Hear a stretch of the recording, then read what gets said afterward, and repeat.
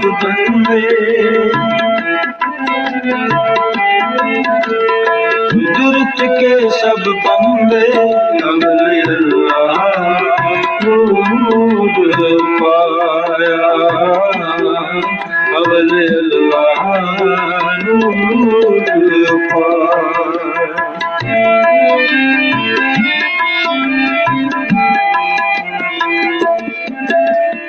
एक नूर से सब जग उपजा,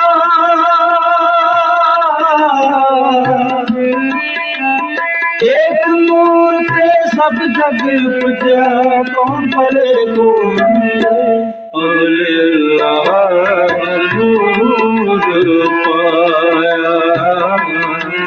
अवले अल्लाह नूर पाया।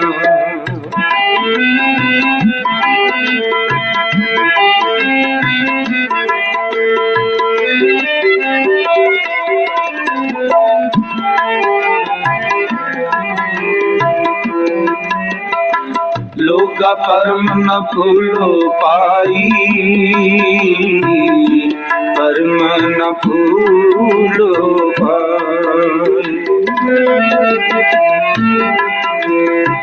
लोगा परम न फूलो पाई, परम न फूलो पाई। खालक खलक खलक में खालक, पूर रहे हो सर्ग ठाई। खालक खलक खलक में खालक, पूर रहे हो सर्ग ठाई। एक नूर से सब जग उपजा,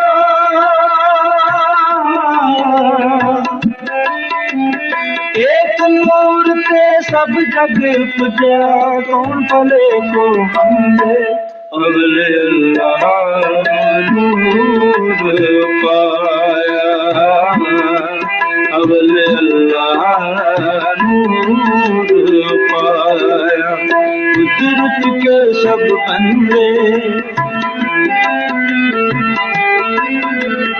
कुदरत के सब बंदे अवले अल्लाह नूर पाया, अवले अल्लाह नूर पाया।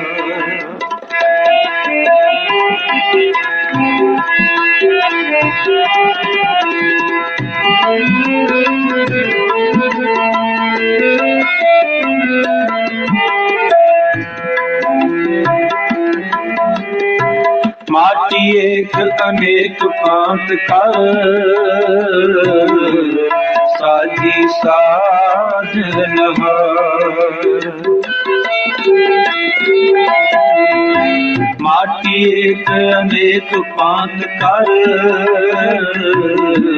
साजी साज नहार। ना कछ पोच माटी के पांडे, ना कछ पोच कुमार। ना कछ पोच माटी के पांडे, ना कछ पोच कुमार। एक नूर से सब जग उपजा,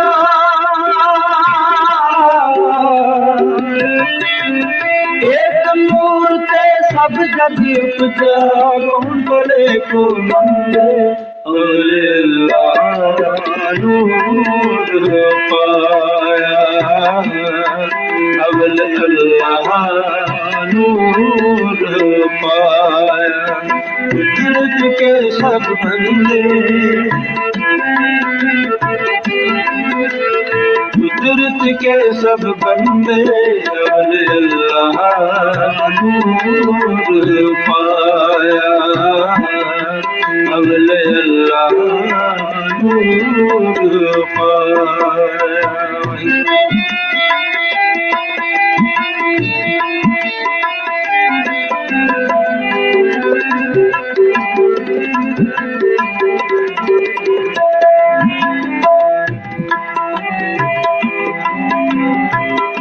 में सच्चाई को सोई, इसका किया सबके चोरी। सब में सच्चाई को सोई, इसका किया सबके चोरी। हुक्म पछाने सोए को जाने, बंदा के ही है सो। हुक्म पछाने सोए को जाने, बंदा के ही है सो। एक नूर ते सब जग उपजा,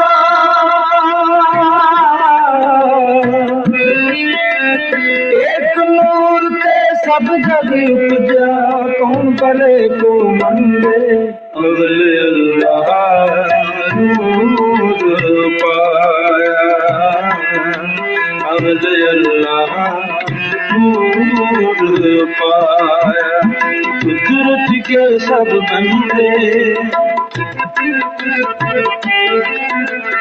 कुदरत के सब बंदे अवले अल्लाह नूर पाया, अवले अल्लाह नूर पाया।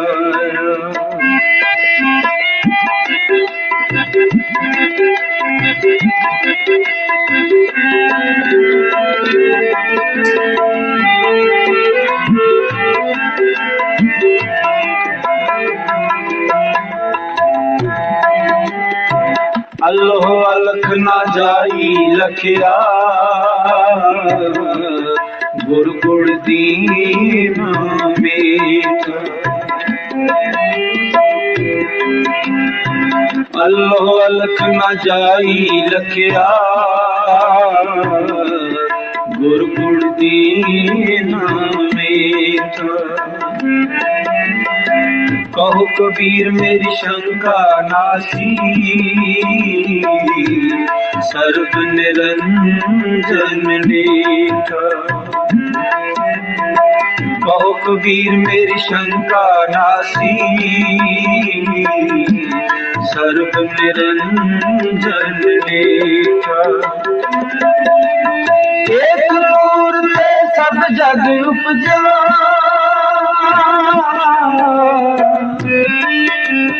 एक नूर से सब जग उपजा। कौन भले को मंदे अवले अल्लाह नूर पाया, अवले अल्लाह TWS mode. पाया। कुदरत के सब बंदे। ओशो, बैठ जाएं।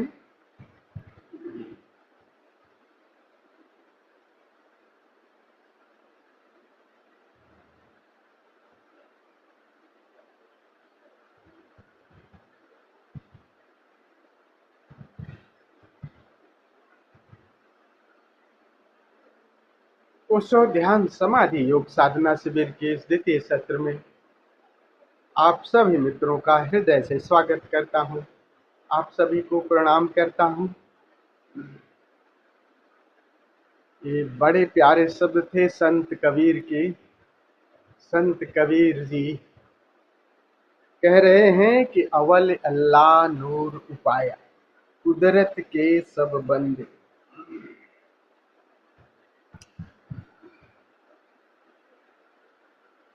भीतर जैसे ही साधक भीतर जाता है, जैसे बाहर हम किसी के शरीर का वर्णन करते हैं ना, कि इसका नाक कैसा है, देखने में कैसा सुंदर है, इसकी वाणी कितनी अच्छी है, बाहर से उसके शरीर का, उसकी वाणी का, उसके विचारों का सबका वर्णन करते हैं। वैसे साधक जब भीतर अपने अंतर यात्रा पे जाता है, तो भीतर जब उस परमात्मा के साथ, आकाश के साथ, शून्य के साथ जब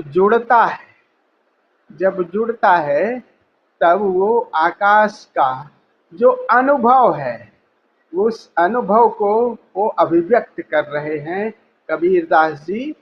तो कई तरीके से संतों ने अनुभव किए हैं। वो अनुभव मुख्यतः ध्वनि का भी अनुभव हुआ, वो शून्य, वो आकाश, वो चैतन्य से ओतप्रोत है। तो और चैतन्य का जो दो मुख्य गुण है, जो अनुभव गम्य है, और ये बाहर का अनुभव तो आप बता सकते हैं, किसी को भी एक्सप्रेस कर सकते हैं, लेकिन जो भीतर का अनुभव है बस केवल तुम ही जान सकते हो, बस उसको कहा जा सकता है कि इस तरह के। लेकिन दूसरे को उसे जानने के लिए अनुभव करना पड़ेगा।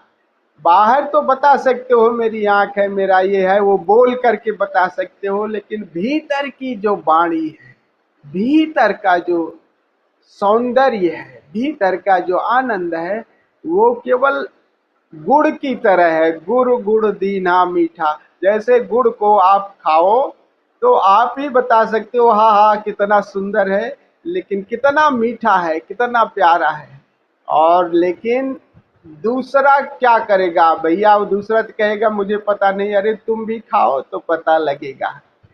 तो इसी तरह से आंतरिक जो अनुभव है, उसी को अनुभव को इसमें संत कबीर जी उसको बता रहे हैं। और ये अनुभव बताते हुए कैसे बता रहे हैं कि कैसे जो हम सोच रहे हैं, जो विभिन्नता है आकार के लेके, और उसी ये विभिन्नता में वो सभी एक में ही वो समाया हुआ है। तो दो तरीके से कहा है, एक तो नाद की तरह, ध्वनि की तरह परमात्मा सब में उसी से, उसी ओंकार से सबका ही, पूरी सृष्टि का, पूरे आकार का निर्माण हुआ है। और या कुछ संतों ने प्रकाश से कहा है कि इसी प्रकाश से, ये दो मुख्य हैं। लेकिन आकार में जब देखो ना तो ये दोनों एक साथ ही हैं। जैसे एक सिक्के के दो पहलू होते हैं ना, तो वो दोनों पहलू को कोई सा भी सिक्का देखो है उसी एक सिक्के के। ध्वनि और ये प्रकाश मूलतः उसी परमात्मा की ही अभिव्यक्तियां हैं। तो वही कह रहे हैं कि अवली अल्लाह। अवल का मतलब है प्रथम। प्रथम अल्लाह, वो परम चैतन्य, वो परमात्मा। कह रहे हैं परमात्मा प्रथम क्या किया, नूर उपाया। प्रथम क्या प्रकट किया, जैसे मौज आएगी चलो खेल करते हैं, अवली अल्लाह नूर, उसने प्रकाश को प्रथम प्रकट किया। और उसी प्रकाश से कुदरत के सब बंदे, ये पूरी सृष्टि, उस पूरी सृष्टि में उसी प्रकाश का ही, सब में उसी प्रकाश, इसी एक ही ऊर्जा का मूल क्या है, मूल नूर उपाया। परमात्मा चैतन्य स्वरूप, और उसको अनुभव नहीं किया जा सकता, लेकिन अंतर में जब अनुभव किया है, केवल अंतर में, साधकों ने, ज्ञानियों ने जो अंदर में अनुभव किया है, वो प्रथम अनुभव नूर के रूप में कुछ ने किया है, कुछ लोगों ने ध्वनि के रूप में। ओंकार के ये दो मुख्य आयाम हैं, प्रकाश और ध्वनि। तो कह रहे हैं इसमें नूर की तरह की बात, नूर की बात कर रहे हैं कि वो प्रकाश ऊर्जा, प्रथम वो ऊर्जा, वो चैतन्य की ऊर्जा प्रकाश के रूप में आई, प्रकट हुई। यानी एको अहम बहुश्यामी, जब वो द्वैत में हुआ तो प्रथम वो प्रकाश, और उसी प्रकाश से सारे आकार, सारी प्रकृति का निर्माण हुआ है। और जब निर्माण हुआ है तो सारे आकारों में वही समाया हुआ है। तो ऐसा नहीं बाहर से देखने में विभिन्नता लग रही है, वही आगे कह रहे हैं, कुदरत के सब बंदे, सारे सारे बंदे, जड़ में जो भी है, चाहे वो चेतन है चाहे जड़ है, सब में वही एक ही समाया हुआ है। और कह रहे हैं एक नूर ते सब जग उपजा, कौन भले को मंदे। जरा इसे गहराई से देखो कि हम आंकड़े जा रहे हैं, हम ज्यादा अभी देख रहे हैं कि थोड़ा सा मान लीजिए किसी के घड़े का निर्माण, किसी का दिए का निर्माण, ज्यादा अच्छा हो गया तो हम सोचते हैं वाह हमारी नाक नक्श कितनी हम सुंदर, हम जो है सीना तान के चलते हैं। नहीं, एक नूर से, उसी नूर से सभी दिए का, सभी गण का निर्माण हुआ है। वो परमात्मा ने सबको अलग अलग तरीके से निर्माण किया है, इसमें नहीं है। तो उसमें कह रहे हैं कौन भले को मंदे, उसमें तुम ये मत समझो कि हम बुद्धिमान हो गए, हम ज्यादा हो, दूसरा कम बुद्धिमान है, हम सुंदर हो गए, दूसरा कम सुंदर है। तो इसमें तुम अपना आकड़ मत दिखाओ। सब ये परमात्मा की, उस प्रभु की कृतियां हैं। और वो पृथ्वी में वो नूर सब में, वो चैतन्य का प्रकाश, वो चैतन्य की ऊर्जा प्रकाश के रूप में सब में समाई हुई है। और जब वो स्थूल रूप ग्रहण कर रही है, ज्यादा स्थूल, तो थोड़ी सी विभिन्नता दिखाई दे रही है। और इस विभिन्नता से तुम अकड़ मत जाना, ये नहीं, वो सब में वो एक मूल जो है, वो मूल प्रकाश की ऊर्जा सब में है। दिया है, कहते हैं ना घी की बाती टेढ़ो मेढ़, घी का दिया टेढ़ो मेढ़। तो घी दिया अगर मिट्टी का है, या मिट्टी का है या सोने का है, उसमें ज्योति तो एक सी ही जलेगी ना। क्या मतलब सोने के दिए में क्या ज्योति अलग होगी? वो भी वैसा ही प्रकाश करेगा, मिट्टी के दिए का भी प्रकाश वही है। तो वही कह रहे हैं कि सब में, उसमें कोई छोटा और बड़ा नहीं है। लोगा भरम न भूलऊ भाई, खालिक खलक खलक मह खाली। कह रहे हैं कि ये भ्रम तुम छोड़ दो। परमात्मा ने इस जो सृष्टि का निर्माण किया है, और वो निर्माण में ही खुद समाया हुआ है। सृष्टि और परमात्मा दो अलग नहीं है, कृति और कृत्य दो अलग नहीं है। उसमें ही निर्माण करके रोम रोम में वही समाया हुआ है, तो अलग है ही नहीं। ऐसा नहीं है कि कोई जानने वाला, कोई जाने जाना वाला। खालिक खलक खलक मह खालिक, पूरी सृष्टि में वो एक साथ है। कृति और कृत करने वाला, जो बनाने वाला है, वो एक साथ है, दोनों एक साथ ही समाये हुए हैं, अलग थलग नहीं है। एक अद्वैत की बात कर रहे हैं। पूर्ण रहियो सब ठाई, और ये पूरा है, कहीं कोई कम नहीं है। किसी को मान लो कि कोई ऐसा दिखने में, बाहर से दिखने में लगता है कि कम है, बुद्धिमान है, ये सब अस्तित्व का वो निर्माण है, सब एक साथ हैं जुड़े हुए, कोई कम और ज्यादा नहीं है। माटी एक अनेक भांत कर साजी साजनहारो, ना कछपोट माटी के भाड़े, ना कछपोट को भारो। इसी मट्टी से, उसी घड़े से सभी का, उन दिए का, घड़े का, सभी का उन कितने पात्र निर्माण होते हैं। उसमें कोई उस कुम्हार की, उस मिट्टी की कोई बात नहीं है। कोई घड़ा हो सकता है कच्चा हो गया, कोई घड़ा पक्का हो गया, तो उसमें मिट्टी का कोई नहीं है, वो सब एक ही है। कच्चा घड़ा, उसमें किसी की कोई बहुत बड़ी बात नहीं हो गई। सब में सबका एको सोई तिसका किया सब कुछ, वो सभी में वो समाया हुआ है, और उसी का किया ही सब कुछ हो रहा है। उसमें कुम्हार का कुछ नहीं है, वही वही हुक्मी, एक ही हुक्मी सब में हुक्म चलाए रहा है। तो कुम्हार भी अगर कुछ गढ़ा कर रहा है, तो उसमें वो अस्तित्व के माध्यम से, उस परमात्मा के माध्यम से किया जा रहा है सब कुछ। हुकुम पछाने सुए को जाने, बंदा कहिए सोए। कह रहे हैं ये हुक्म, ये परम नियम, हुक्म का मतलब है वो परम नियम। एक परम नियम से ये अस्तित्व अनारकी नहीं है, ऐसे नहीं, एक नियमबद्ध से चल रहा है। और इस नियमबद्धता को समझ लो अगर, तब देखोगे कि अरे ये पूरा अस्तित्व तो एक माला के जैसे सूत्र होते हैं, सूत्र में जैसे माला के मनके हैं, सब एक साथ ही पिरे हुए हैं। अब उस मनके में कोई सफेद मनका है, कोई मोती की है, कोई तो, लेकिन वो मनके में सभी है। कह रहे हैं हुकुम पछाने सुए को जाने, बंदा कहिए। और इसको केवल अभी कहने की बात नहीं है, आप इसको भीतर, इसको अनुभव कर लो। ये तो बात कह रहे हैं, इसको पहचान लो। और पहचानने की जब बात कर रहे हैं कि तुम अपने भीतर जरा उस अपने मूल से जुड़ो, उस अंतर से, उस नूर से जुड़ो कि तुम नूर स्वरूप हो। एक बार तुम अपने आकाश में उस नूर के साथ एक हो जाओ, तब ये बाहर भी आप ये देख सकते हो, सबके साथ ये देख सकते हो कि सब में वही एक ही समाया हुआ।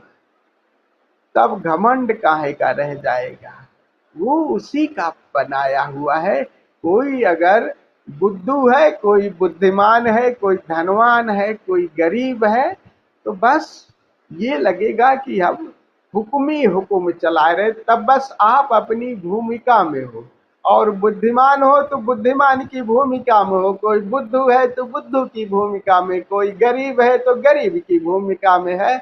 और ये भूमिका, ये नाटक जब रोल अदा कर रहे हैं तो उसमें कौन भले को मंदे। अब देखो कहाँ, और ये गहरी प्रतीत हो जाए तो देखो अहंकार गिरता है। अहंकार का मतलब कि हम अलग थलग हैं, हम ज्यादा समझदार हैं, हम ज्यादा पैसे वाले हैं, हम ज्यादा स्वस्थ हैं, यही सब तो अहंकार है। मुझे ज्यादा ज्ञान है खास करके, और ये सब कुछ नहीं। वो नियति, वो परमात्मा आपको ले जा रहा, वो ऐसी व्यवस्था कर दिया कि आप कर पाए, उसमें उस अस्तित्व का हाथ है। वैसे माता पिता दिए, वैसे भाई बंधु, ऐसे पहले से ही आपको धन व्यवस्था मिली, आपकी यात्रा में उसने सहयोग दिया, तब आप यहाँ तक आए। तो इसमें ऐसा नहीं कि कोई बहुत बड़ा, कोई ज्यादा, कोई बुद्धू हो गया।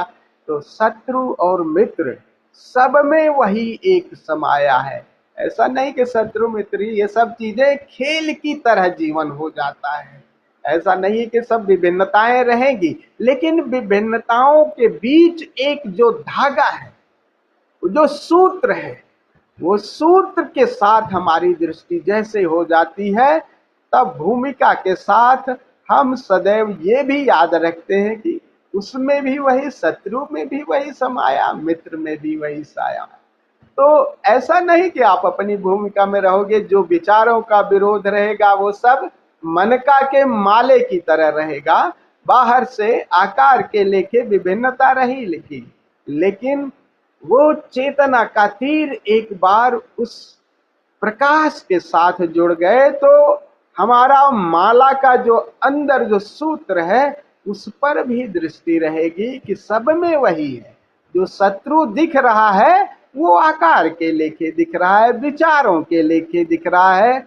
और आकार विचार कितने गहरे जाते हैं, बहुत ज्यादा गहरे नहीं जाते। और गहरे अगर प्राणों में जाओगे तो कहोगे यार जो शत्रु है वो भी तो हमारा ही विस्तार है, एक ही ब्रह्मांड से हम श्वास ले रहे हैं।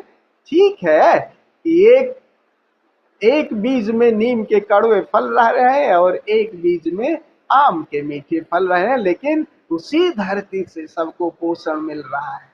तो सब एक ही है। और एक का जैसे गहरा गहरा ये गहरा भान आ जाता है, वैसे शिथिल हो जाते हैं हम। एक अहंकार गिरने लगता है, और अहंकार गिरने लगे तो ओंकार से और गहरा नाता जुड़ने लगता है। अस्तित्व के साथ हमारी समरसता आ जाती है, और एक बार उसके साथ हमारी समरसता आ जाए तो जीवन और मृत्यु का ये खेल, आकार और देह मिटती है और हम वो शून्य चैतन्य हैं, ये सदैव सतत याद बनी रहती है। फिर कहाँ जीवन और मृत्यु क्या। तो आगे कह रहे हैं, हुकुम पछाने सो ये कह जाने, बंदा कहिए सोई, अलहु अलख न जाई लखिया, गुड़ गुड़ दीन्हा मीठा, कह कबीर मुरि शंका नाकी, सरब निरंजन दीठा। कह रहे हैं कि अलहु अलख न जाई लखिया, उस अलख निरंजन को जिसको आप देख नहीं सकते, इन आंखों से कैसे देख सकते हो। उदाहरण दे रहे हैं कि गुड़ गुड़ दीन्हा मीठा। कह रहे हैं कि जैसे आप मीठा गुड़ खाते हो, बस केवल खाते हो, आप ही बता सकते हो ना, आप ही कह सकते हो बस आप बड़ा मीठा है, बड़ा मीठा है। और दूसरा सामने खड़ा है तो थोड़ी कहेगा कि भैया मुझे तो नहीं पता लग रहा है। अरे नहीं पता लग रहा है तो तुम्हें खाना पड़ेगा, और खाओ तब जानोगे, तब तुम्हें पता लगेगा। इसी तरह से जिसने जाना वो कहा है कि उस निरंजन को हमने देखा लेकिन अलग है, वो किसी को लखाया नहीं जाए इन आंखों से तुम्हें दिखाऊं कि देखो वो रहा परमात्मा, नहीं, वो भीतर ही जाकर के आप ही अनुभव उस गुड़ की तरह कर सकते हो बस। लेकिन दूसरा अगर जानना चाह रहा तो भैया तुम भी उसकी तरफ अपनी नजर फेरो, उसकी तरफ अपनी दृष्टि ले जाओ, और फिर और वो अलख निरंजन को तुम भी अनुभव कर सकते हो। कह कबीर, और एक बार उस अलख निरंजन से हमारा नाता जुड़ जाए तो कह कबीर सब संग का नाता, सारे संदेह सब कुछ मिट जाते हैं। और संदेह तो अहंकार का ही है ना, जितना विभिन्नता है यही संदेह है। तो वैसे ही सारे संदेह गिर जाते हैं, क्योंकि जैसे ही सरव निरंजन दीठा, कि मतलब वो निरंजन, वो निराकार परमात्मा सरब सब में एक ही है, तो सारी शंकाएं निर्मूल हो जाएंगी। तब हम किसे मंदा कहें, किसे भला कहें, किसे शत्रु कहें, किसे मित्र कहें, जैसे ही अनुभव होता है तब बस एक खेल की तरह जीवन हो जाता है। इसका मतलब नहीं कि आकार के लेके आप खेल नहीं करेंगे, वो खेल चलेगा, लेकिन उस खेल के पीछे जैसे पर्दे के पीछे जाते हैं, नहीं, पर्दे के पीछे जाते हैं तो सभी एक ही है पर्दे के पीछे, लेकिन बाहर किरदार निभाते हैं कि राम की या रावण की, सबकी भूमिका बाहर पर्दे के बाहर निभाते हैं, लेकिन एक सतत याद रहेगी कि हम एक साथ जुड़े हुए हैं। तो सारी शंकाएं, कह रहे हैं कबीर, निर्मूल हो गई। बहुत प्यारे वचन थे कबीर के। इसको अनुभव की बात है, तो इसको अनुभव हम लोग चलिए करते हैं। पिछले 2 दिनों से हम प्रकाश त्राटक की साधना कर रहे थे, आज भी हम उसी को करेंगे। अंतिम दिन है, तीसरा दिन, तो कैंडल त्राटक आज हम लोग भी करेंगे। तो कैंडल अगर आप लोग नहीं लाए हैं तो इसी के साथ करिएगा, लैपटॉप पर मैं दिखा दूंगा। आप लोग अपने मोबाइल को ज़्यादा दूर नहीं रखिएगा, 2-3 फीट की दूरी पर, जहाँ से आराम से, और आँखों की जो है जितनी हाइट है आँख की उसी ऊंचाई पर मोबाइल हॉरिजॉन्टल मोड पे रखिएगा, वर्टिकल नहीं। इस तरीके से रखेंगे तो ज़्यादा ठीक से आप उसे उसके गहरे से भाव से जोड़ पाएंगे। तो आज हम उसी प्रयोग को करेंगे और भीतर के उस नूर को जानेंगे, और उसके नूर के साथ अवली अल्लाह नूर पाया कुदरत के सब बंदे, इसका अनुभव भी करेंगे। तो आप लोग तैयार हैं? चलिए खड़े होकर के पहले थोड़ा सा शरीर को कपा करके अपनी ऊर्जा को थोड़ा सा जगा लेते हैं, तब फिर हम इसे बैठ करके प्रयोग करेंगे। तो 10 मिनट कुंडलनी का जो प्रथम चरण है, सेक करना, सेक योर बॉडी, उसको करेंगे। आपकी तबीयत ठीक है? कोई अगर फिजिकल कोई दिक्कत हो तो आप उसी हिसाब से करिएगा। मैं आपसे अब बाद में आज बात करूंगा क्या है प्रॉब्लम है।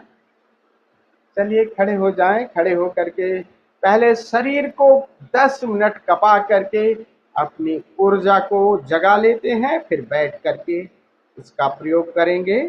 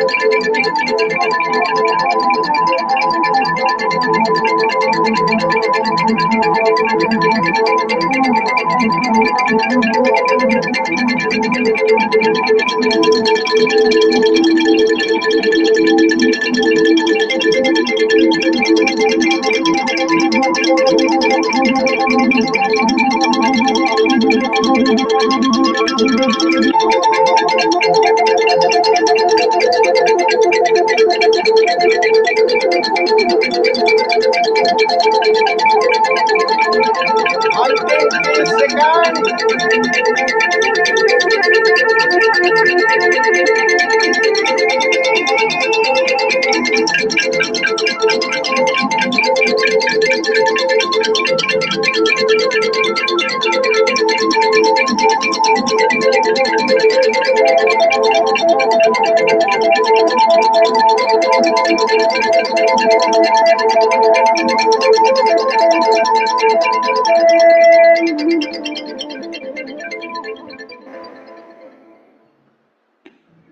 पूरा अंधेरा कर लें, प्रकाश बुझा लें, प्रकाश बुझा दें।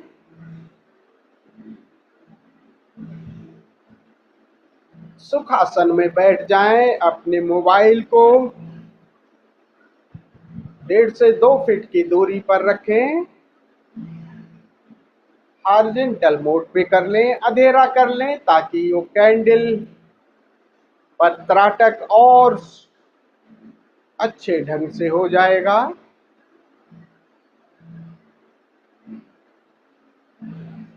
जितना अंधेरा होगा उतना ही आपको त्राटक ज़्यादा आसानी से हो पाएगा।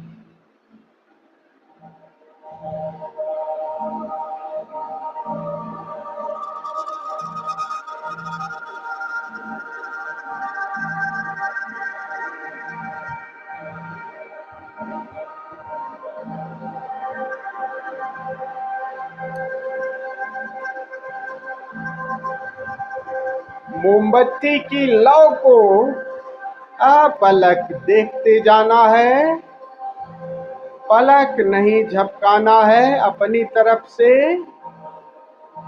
अगर झपकती है स्वतः तो कोई बात नहीं, लेकिन अपनी तरफ से पलक न झपकाएं।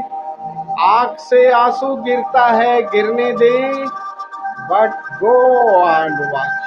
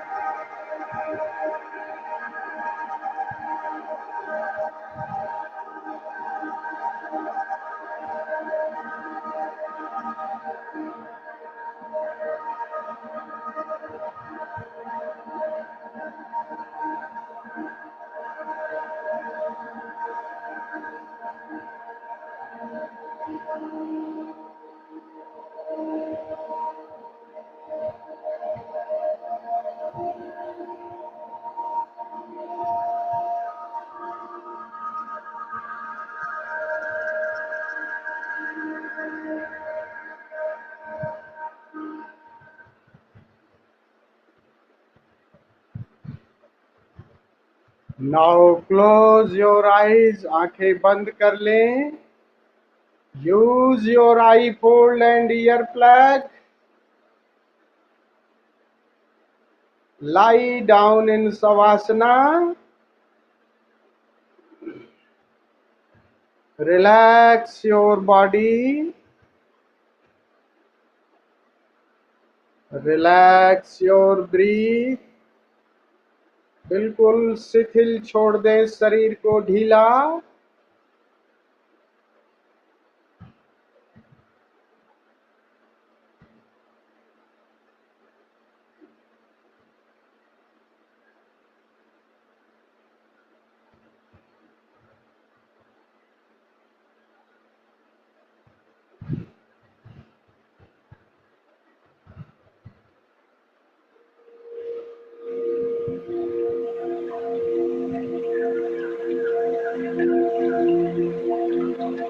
अब बंद आंखों से भीतर देखें.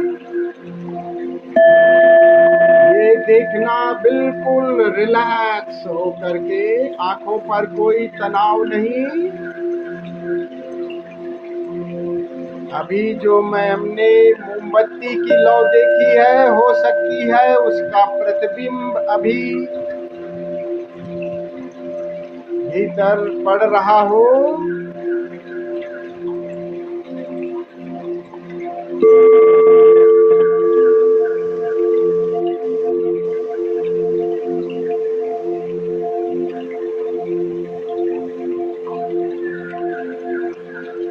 धीरे धीरे ये बिंब भी गायब हो गया.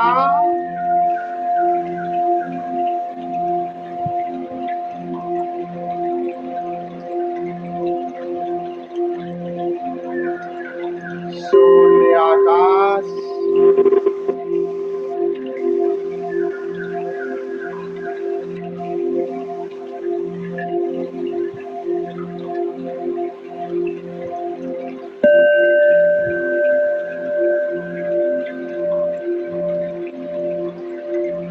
प्रेम से इस निराकार को निहारें.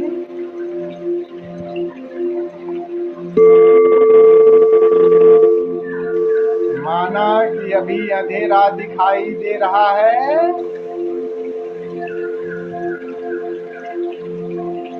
प्रेम से देखते रहें. अनफोकस, कहीं फोकस नहीं करना है. मानो आप शून्य निराकार ही हो गए.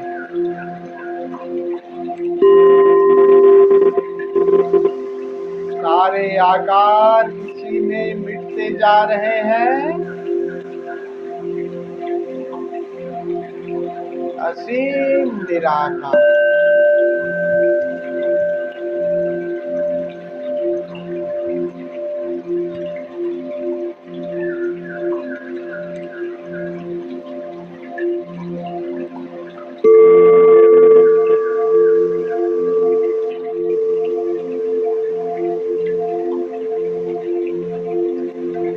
ये ध्वनि भी मानो उस शून्य में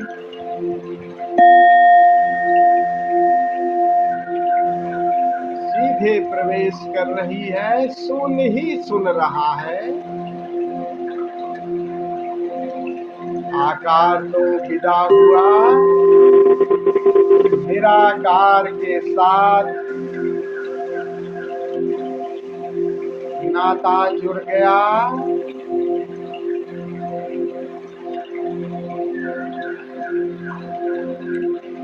देखते रहें।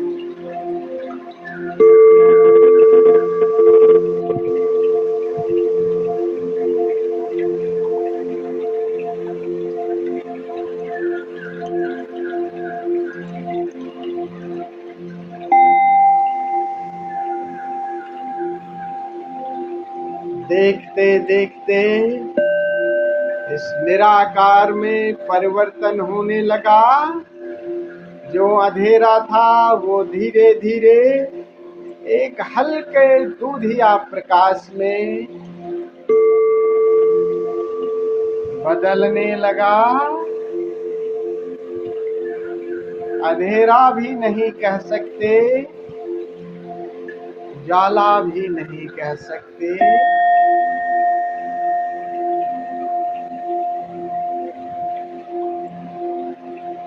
एक धीमा धीमा श्यामल प्रकाश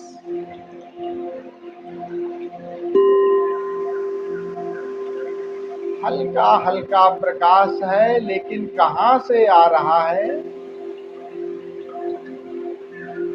पूरे निराकार में हल्की रोशनी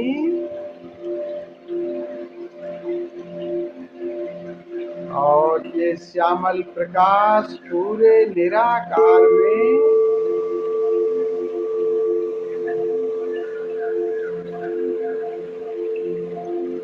फैला हुआ है।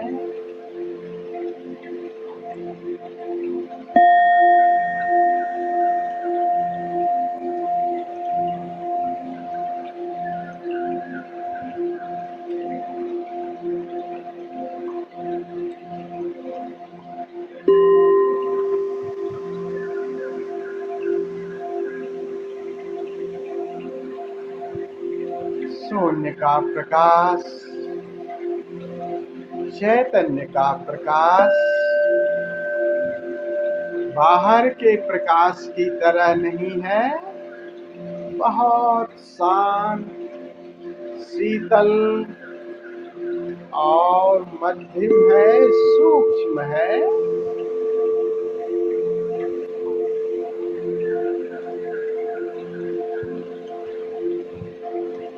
अंधेरा और प्रकाश मिक्स।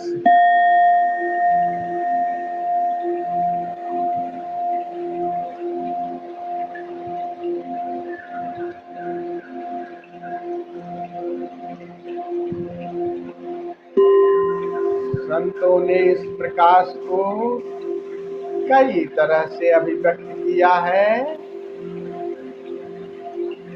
फिर आई बदरिया सावन, सावन की बदरी जैसे सूरज नहीं दिखाई देता, फिर भी हल्के हल्के उजास रहता है। रिमझिम पड़त फुहार, उस अंधेरे में मानो हल्के हल्के पराग के कण जैसे बारिश में छोटे छोटे कण दिखाई देते हैं। झरत दसहु दिसि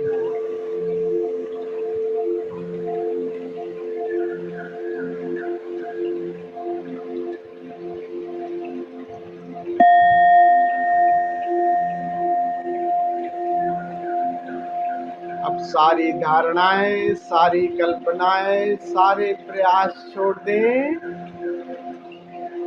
ये निराकार जैसा भी अनुभव में आ रहा है, इस निराकार के साथ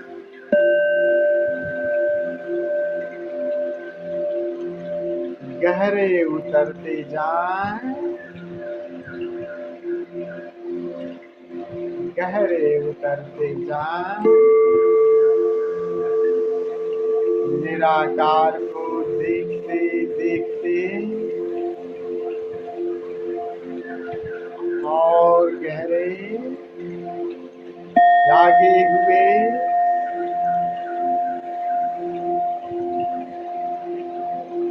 ध्यान में, समाधि में प्रवेश करें।